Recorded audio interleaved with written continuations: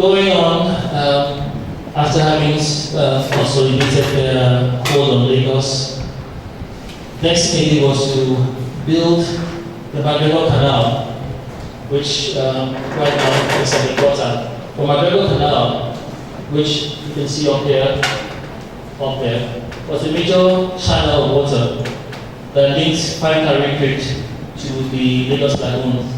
You can still see part of it under the that looks like a gutter that has been completed and everything, but it was built then for 3 reasons, I think.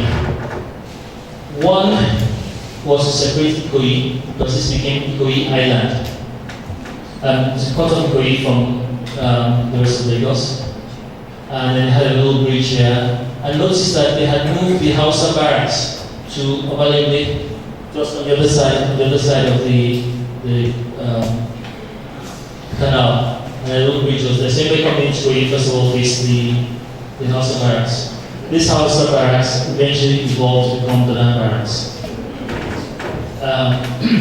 So this canal served 3 purposes, like I said. One, to create a new independent area for the British or for the European community.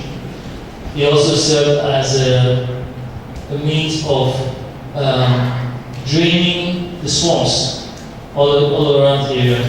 So you can drain the swamps into this and get water out into the lagoon or the creek here. So they could actually occupy more land. So all this area had vast swamps, remember from the early drawings I showed. So, people are going to listen from somewhere else. So the third reason was also to connect. The third reason was to connect the lagoon with 5 Cowrie Creeks and the ocean. So it made it easier to get goods, commodities from the hinterland straight through here to the ports, rather than having to go all the way around Lagos, the Lagos head. At the same time, they built the tram line, the tramway, which essentially almost circulated around Lagos. This from an area here called Porto-Novo went all around past Strachan Street, down eventually to Bridge. So this train tramway was also used to transport people all the way to Widow when they built the terminals at the time. But this was eventually removed, maybe because there were more cars. When cars became popular, they stopped the operation of the tram lines.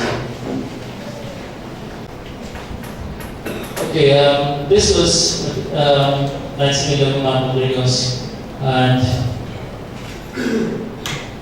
you can't see it very well, but essentially there were lots of yellow dots here that showed the cases of yellow fever and smallpox that were around, especially around the wharf areas here. Remember I told you that there was the smallpox clinic, which essentially is the military hospital now on Awolowo Road. So that had existed for some time. Seat of government, you have the High Court here, you have the House of Parliament, and you have the Government House. So the 3 arms of government essentially were around Grace Cross at the time. The House of Barracks had been located to, like I said, to the other side of the canal. A lot of this area had been filled up, and now more land had been made available for expansion.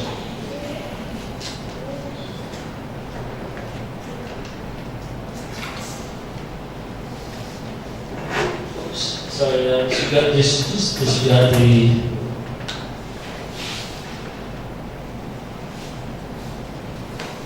disregard that judiciary of that shouldn't be there.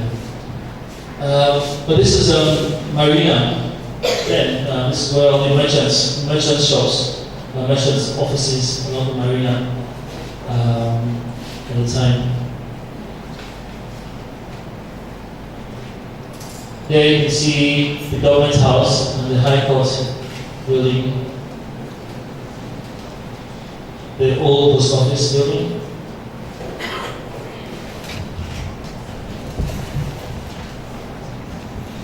It's just like a postcard view of different aspects of Lagos, the old Lagos. You can see part of the old tram line here. There's a set that went along the marina. So this is the race course. The old general hospital. And this is part of the marina. Holy Cross Cathedral. Way back then. Yeah. No, not Holy Cross Cathedral. Christ Church Cathedral. Sorry.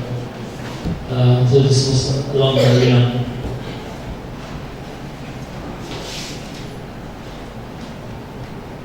Now, Colonial residences, and the bottom there is King's College, Old King's College. We can see that these people had built to stay. They went here on a temporary thing. They came to settle down and to take ownership. So they built homes that they, for themselves, for perpetuity. They allocated to themselves one acre plot of land, and then areas like King George V, where your middle class Nigerians were, they had very narrow plots. And look at the plots of Ebute-Metta Creek. But all the GRA areas had large 1 acre plots for the senior colonial officers. Local Brazilian architecture. See, most of these buildings have been pulled down, apart from the U-LifyTV church. But I'm showing this picture because Lagos had some charm to it as well, whether we like it or not. But also you had the local side aspects that were not that so charming. This is the local side of Lagos.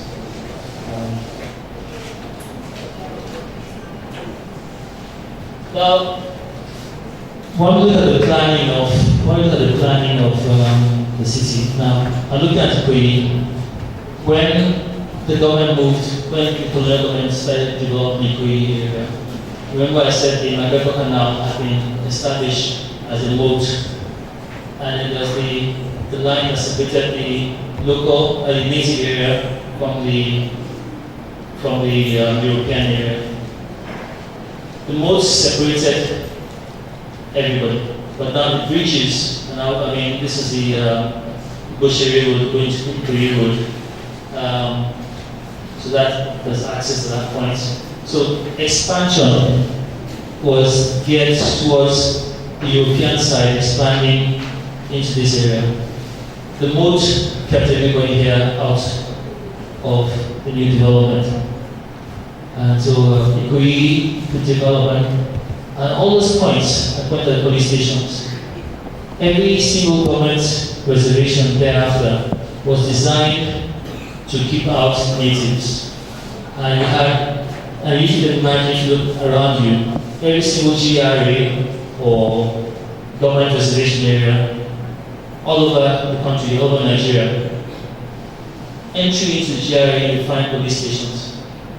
Every entrance and exit had police stations. So they fortified the environment, and up till today. No, not till today, sorry. They're no longer in things. I will now fast forward to, I'm nearing the end of my talk. I'll fast forward to 1960, where